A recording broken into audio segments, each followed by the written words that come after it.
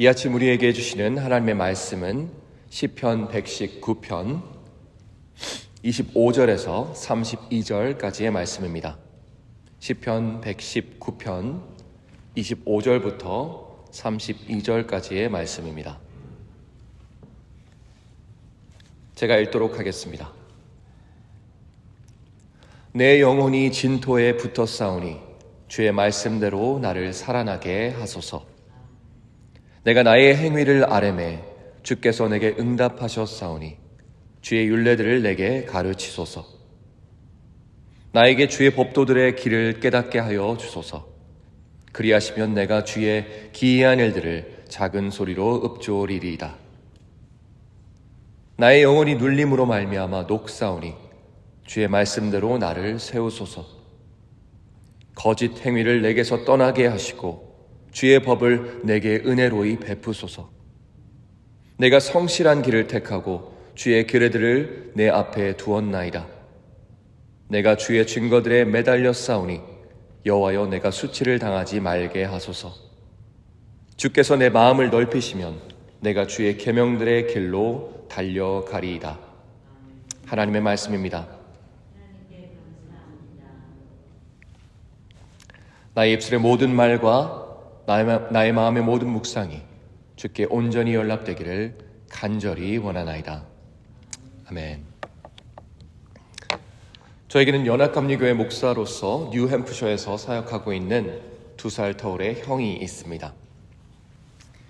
형의 이야기를 들어보면 어렸을 적 저는 형에게 한없이 귀찮고 또 얄미운 동생이었던 것 같지만 어린 저에게는 형은 선망의 대상이자 닮고 싶은 사람, 그리고 좀 더 철이 들고 난 후에는 내가 가보지 못한 그 길을 먼저 걸어가서 나에게 그 길을 알려주고 밝혀주는 저에게는 너무나도 고마운 길잡이이자 인도자이자 어쩌면 그 길 자체가 되어준 저에게는 아주 소중한 사람입니다.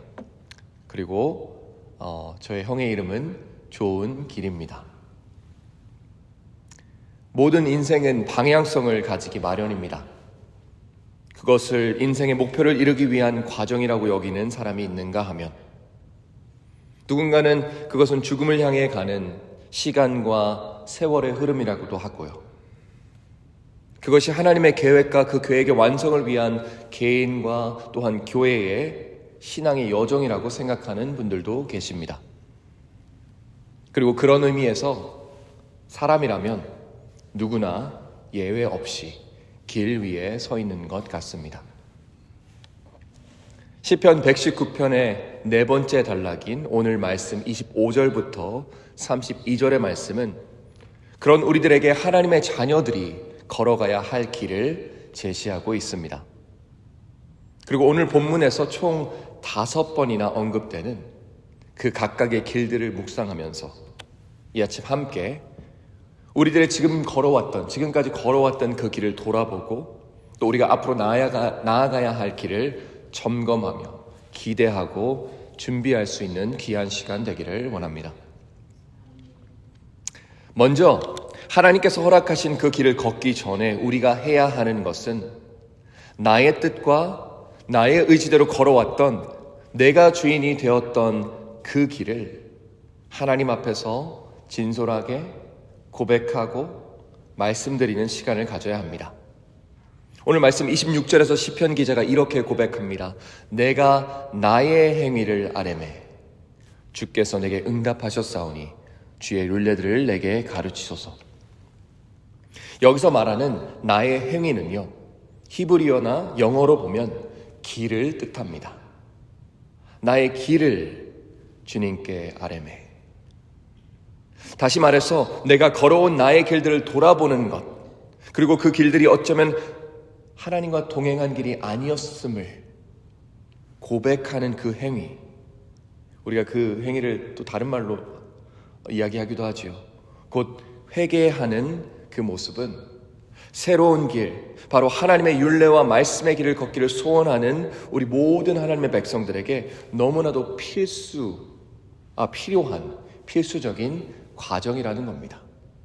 우리가 하나님과 함께 걸을 그 길을 걷기 전에 주님, 비록 내가 하나님과 함께 걷지는 못했던 것 같지만 나의 길이 이러했습니다. 하나님께 아뢰는 것이 먼저 선행되어야 된다는 뜻입니다. 사랑하는 성도 여러분, 오늘 우리들은 하나님의 말씀이 제시하고 가리키는 그 길을 걷고 있습니까? 혹여나 예전에 이미 그 길 위에 한번 들어섰다고 너무나도 자신하고 자부하여서 그 말씀의 길에서 서서히 벗어난 우리들의 모습을 발견하지 못한 것은 아닌지, 우리는 두려운 마음으로, 떨리는 마음으로 매 순간 우리들의 삶과 그 삶의 길을 돌아보아야 할 것입니다. 다음으로 27절의 말씀처럼 우리는 그 하나님의 말씀의 길을 이해하고 깨달아야 합니다.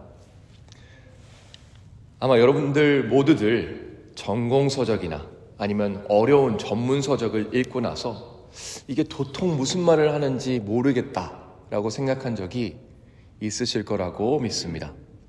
저도 그런 경우가 되게 많거든요. 그리고 되게 그런 경우는 많은 사람들이 그 특정 책, 어려운 책을 읽기를 포기해버리는 경우가 많습니다. 한 10여 페이지 읽다가 이거 너무 어렵다, 이거 못 읽겠다 하고 접는 경우가 좀 있는데요. 하지만 제가 공부를 이제 저 나름대로 하면서 깨달은 것이 하나 있는데, 그 어려운 책을 이해하고 공략하는 데는 두 가지 큰 방법이 있는 것 같습니다. 첫 번째로 단순한 방법인데요. 이해되지 않는 부분을 반복해서 읽어보는 겁니다. 조금은 무식한 방법이라고 생각할 수 있지만 같은 문장 혹은 같은 페이지를 수차례 반복해서 읽다 보면 내가 처음 읽었을 때 미처 보지 못한 그 작가의 논리와 주장이 이렇게 눈에 들어오기 시작하고요. 나아가서는 점차적으로 이해가 되는 경우가 있습니다. 이건 마치 말씀을 깊이 묵상하는 것과도 같습니다. 우리가 그저 그 말씀을 한 번 읽고 지나치는 그때에 우리는 하나님의 말씀, 하나님께서 우리에게 하고자 하시는 그 의도를 놓치는 경우가 있습니다. 하지만 그 말씀을 반복해서 되새김질을 하고 우리들의 삶에 빗대어 그 말씀을 읊조릴 때에 우리는 그 길이 의미하고 가르치는 바를 온전히 깨달을 수 있습니다. 기독교에서는 그걸 묵상이라고 하죠. 성도 여러분, 말씀을 가까이 하는 것, 그리고 주야로 묵상하는 것, 그것을 기억하고 읊조리지 않으면서 하나님의 길을 구하는 것은 마치 내가 맛있는 음식과 시원한 음료가 내 눈앞에 상 위에 차려져 있는데 먹지 않으면서 나의 손을 들지도 않고 그 컵을 손으로 짚지도 않으면서 배고파, 목말라 죽을 것 같아 라고 하는 것과 똑같은 것입니다. 그 말씀을 매일 매 순간 취하고 묵상하는 우리 모든 여러분들, 그리고 저 되기를 간절히 바랍니다.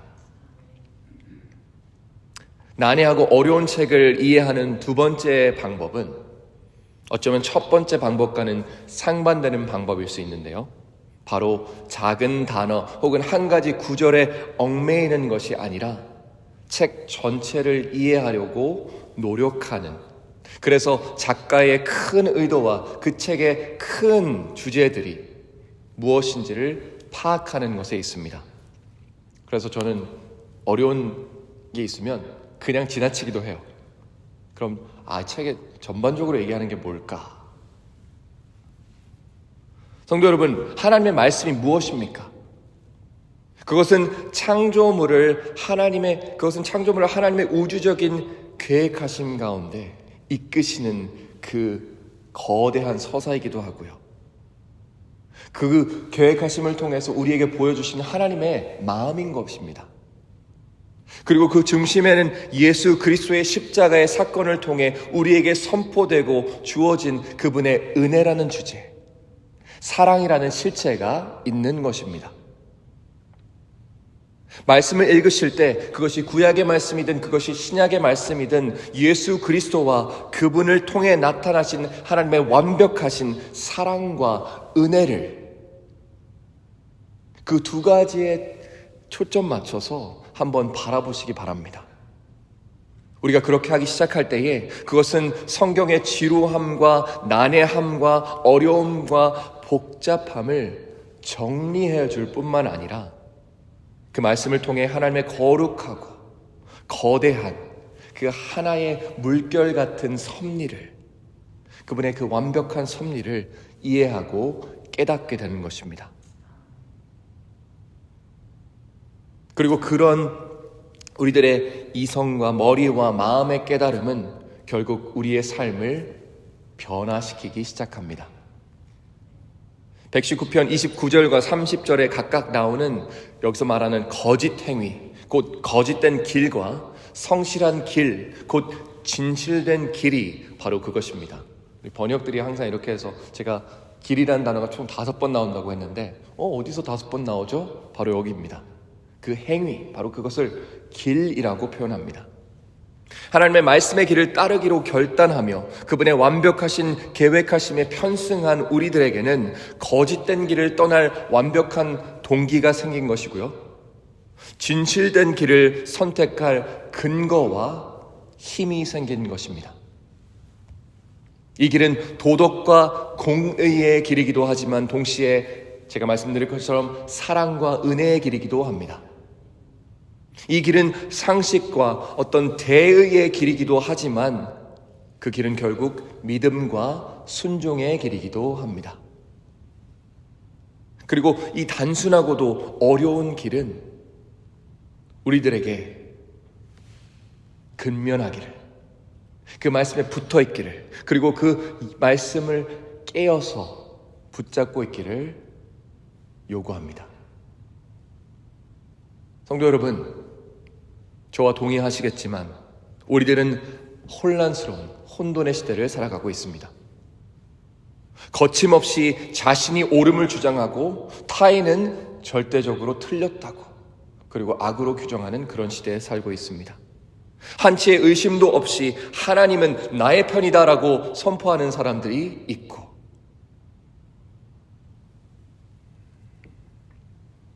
너에게는 하나님이 없어 라고 단정하는 그런 시대에 살아가고 있습니다. 바로 하나님의 말씀의 길 위에 선 사람들의 자세가 아닌 나의 길 위에 서서 나의 뜻을 표명하고 나의 생각을 이야기하는 그런 것들이 너무나도 넘쳐나는 시대에 살고 있습니다. 말씀의 길 위에 서기를, 그리고 그 길을 걷기를 소망하는 우리 네이버빌 연합감리교회 성도 여러분, 32절의 말씀처럼 편협하고 협소해진 우리들의 마음을 하나님께서 넓혀주시기를 위해서 우리는 기도해야 할 것입니다. 그리고 그 안에서 자유함을 얻은 우리들은 그저 그 말씀의 길을 어쩔 수 없이 마지못해 기어가듯 걷는 것이 아니라, 오늘 말씀에 뭐라고 나와 있죠? 한치의 망설임도 없이, 한치의 의심도 없이 그 길을 향해 달려나갈 수 있다는 것입니다. 히브리의 4번째 알파벳이자 오늘 읽은 본문의 주제가 되는 달렛이라는 히브리어 단어는 그 자체로 문이라는 뜻을 가졌습니다. 모든 길에는 목적지가 있습니다. 어린 저에게 저희 형은 잠시 따라갈 길이자 삶의 일시적인 방향성을 제시해 줄 수 있었을지언정 결코 저의 인생의 목표와 그 목표를 향한 온전한 그 길 자체는 될 수 없었습니다. 하지만 우리에게는, 우리 교인들에게는, 우리 성도들에게는 하나님과 그분의 나라라는 궁극의 목표이자 달려갈 문이 있으며 그분께로 나아갈 수 있게 해주시는 온전하시며 완벽하신 그 무엇보다 완전한 길 되시는 누가 계시죠? 예수 그리스도께서 계십니다. 그 진리의, 놀라운 진리를 우리들의 마음에 간직하며 우리에게 허락하신 그 말씀의 길을 담대히 걷고 뛰어가시는 우리 모든 성도님들 되시길 이 시간 이 아침 주님의 이름으로 축원합니다. 기도하시겠습니다. 사랑의 하나님, 하나님의 거룩한 말씀이, 그 생명력 넘치는 말씀이 우리에게 길이 되며 우리에게 나아갈 바를 알려주시는 놀라운 지침됨을 이 시간 고백합니다. 특별히 그 말씀이 이 땅에 오셔서 우리에게 진정한, 무너지지 않을, 사라지지 않을, 가장 안전하고 가장 확실한 하나님으로 향한 길, 곧 예수 그리스도가 되셨음을 이 시간 고백하며 감격합니다.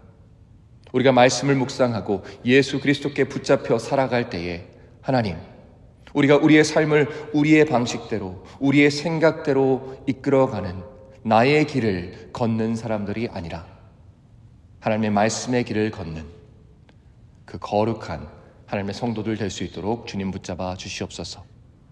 그 길 위에서 어려움이 닥칠 수 있습니다. 복잡함들이, 두려움이 우리의 마음을 엄습할 수 있습니다.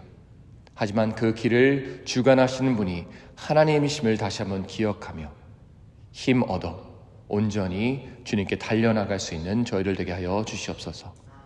감사를 드리며 예수님의 이름으로 기도드립니다. 아멘.